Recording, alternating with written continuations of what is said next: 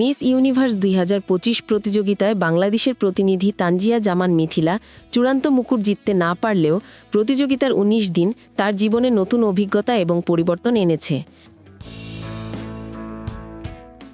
মিথিলা জানালেন, প্রতিযোগিতার সময় তিনি প্রতিদিন মাত্র ৩ ঘন্টা ঘুমিয়েছেন। দিনের সব ইভেন্ট শেষে ঘুমোতে যেতেন রাত ২টায়, আবার ভোর ৫টায় উঠে প্রস্তুত হতেন। মিথিলা বলেন, এই ১৯ দিন আমাকে সময় ব্যবস্থাপনা, শৃঙ্খলা, যোগাযোগ দক্ষতা ও নিজেকে উপস্থাপন করার কৌশল শিখিয়েছে। এছাড়া বহু প্রতিযোগীর সঙ্গে বন্ধুত্ব হয়েছে এবং সিস্টারহুড তৈরি করার গুরুত্ব বুঝেছি। মিস ইউনিভার্স আমাকে নতুন একজন মানুষ বানিয়েছে। মুকুট না জিতলেও দর্শকদের ভালোবাসা সবচেয়ে বড় অর্জন মনে করছেন মিথিলা। পিপলস চয়েসে সেরা ৩০-এ জায়গা করে নিয়েছেন এবং ক্লোজ ডোর ইন্টারভিউতে ১২১ দেশের প্রতিযোগীর মধ্যে ৫ম স্থান অর্জন করেছেন। মিথিলা জানিয়েছেন, দেশে ফিরে তিনি নিয়মিত সিনেমায় অভিনয়ের দিকে মন দেবেন।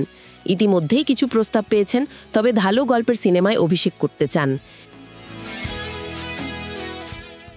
এবারের মিস ইউনিভার্সেস চ্যাম্পিয়ন হয়েছেন মেক্সিকোর ফাতিমা বস, প্রথম রানার আপ হয়েছেন মিস থাইল্যান্ড প্রবীণার সিং। প্রতিযোগিতার পূর্বে ২ বিচারক পদত্যাগ এবং বিজয়ীর অপমান নিয়ে বিতর্ক থাকলেও আয়োজন শেষ পর্যন্ত সুষ্ঠুভাবে সম্পন্ন হয়েছে।